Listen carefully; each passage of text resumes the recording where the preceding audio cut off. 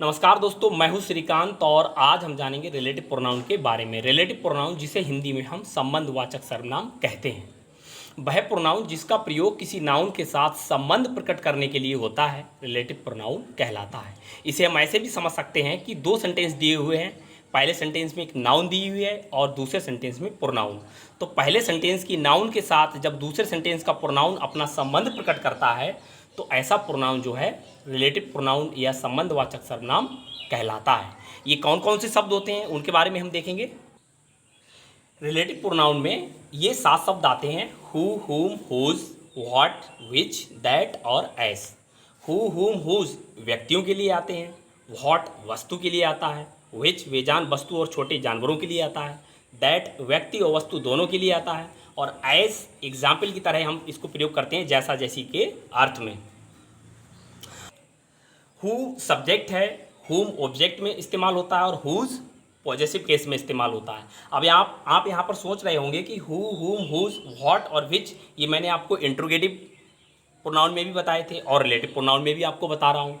तो कब ये रिलेटिव प्रोनाउन में इस्तेमाल होते हैं और कब ये इंट्रोगेटिव में, इनका फ़र्क क्या है वो भी मैं आगे आपको समझाऊँगा। यहाँ पर आप ये समझें कि हु, हुम, हुज व्यक्तियों के लिए इस्तेमाल होते हैं, व्हाट वस्तु के लिए, विच बेजान वस्तु और छोटे जानवरों के लिए, और दैट जो है व्यक्ति और वस्तु दोनों के लिए।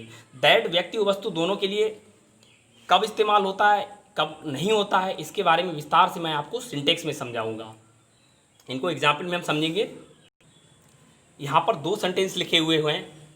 पहला है ही इज ए बॉय, वह एक लड़का है, और दूसरा है द बॉय हेल्प मी, लड़के ने मेरी सहायता की।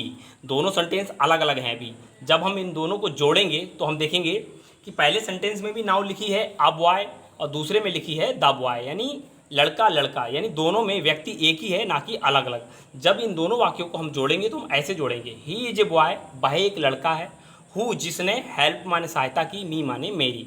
तो यहाँ पर मैंने देखा कि दूसरे सेंटेंस का बॉय था, मैंने उसकी जगह पर हु इस्तेमाल किया, यानी उस नाउन बॉय की जगह पर हु इस्तेमाल किया। तो ये हु क्या है, रिलेटिव प्रोनाउन हो गया। क्यों? ये पहले सेंटेंस में आए लड़के यानी बॉय शब्द से अपना संबंध प्रकट करता है, यानी यहाँ पर जो हु है वो इस नाउन के जस्ट बगल में आया है और ये वाला नाउन इस प्रोनाउन का जो है एंटीसीडेंट यानी पूर्ववर्ती है।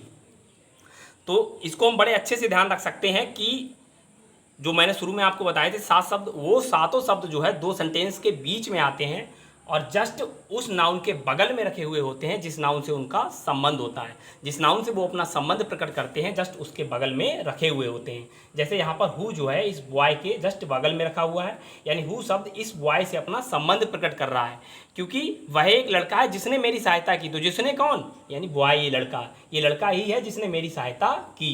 तो यहाँ पर बॉय और दूसरे वाले सेंटेंस के बॉय की जगह पर हमने हु इस्तेमाल किया है, क्योंकि यहाँ पर सहायता करने वाला कर्ता कारक है तो इसलिए हमने हु इस्तेमाल किया। अगर ऑब्जेक्ट होता तो हम हु इस्तेमाल करते और पॉजेसिव होता तो हुज इस्तेमाल करते। व्यक्तियों के लिए मैंने आपको बताया था हु, हुम, हुज इस्तेमाल करते हैं। तो यहाँ पर द बॉय सब्जेक्ट है तो इसलिए हमने हु इस्तेमाल किया।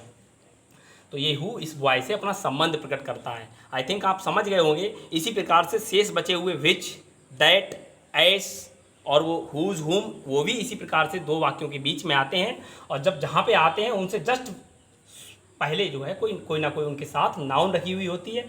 यही इनकी पहचान है। अब इनका अंतर क्या है इंट्रोगेटिव और रिलेटिव का, वो भी हम जानेंगे। इंट्रोगेटिव प्रोनाउन और रिलेटिव प्रोनाउन में क्या अंतर है वो आप देख कर ही बता सकते हैं। जैसे ये 2 वाक्य यहाँ पर लिखे हैं: हुम डू यू लाइक, तुम किसे पसंद करते हो, और he is the man whose cow was lost, वह आदमी है जिसकी गाय खो गई थी। तो यहाँ पर क्या अंतर है? पहला वाक्य है हुम डू यू लाइक, तुम किसे पसंद करते हो। तो पहले में जो हुम शब्द आया है वो इंट्रोगेटिव प्रोनाउन है और दूसरे में जो हुज शब्द आया है वो रिलेटिव प्रोनाउन है। फ़र्क क्या है?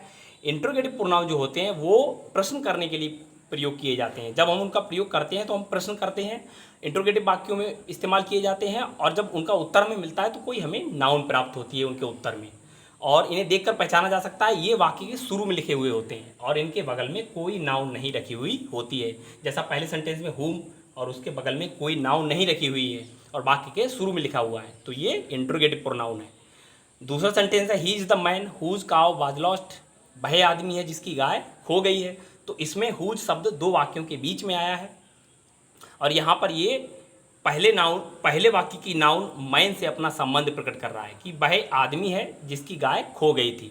तो हुज का संबंध किससे है? आदमी से है। जिसकी गाय, तो गाय किसकी थी? आदमी की तो थी। तो यहाँ पर जिसकी शब्द हुज शब्द जो है आदमी से अपना संबंध प्रकट कर रहा है, इसलिए ये रिलेटिव प्रोनाउन है। इनको देख के बड़े आराम से पहचाना जा सकता है कि रिलेटिव प्रोनाउन के जो वर्ड है वो दो वाक्यों के बीच में आते हैं और जहाँ पर आते हैं वो किसी नाउन से संबंध प्रकट करते हैं और वो नाउन जस्ट उनके बगल में रखी हुई होती है, जबकि इंट्रोगेटिव प्रोनाउन बाकी के शुरू में और कोई उनके साथ नाउन नहीं होती। आई थिंक आप इसको अच्छे से समझ गए होंगे और बड़े आराम से आप रिलेटिव और इंट्रोगेटिव को पहचान सकते हैं।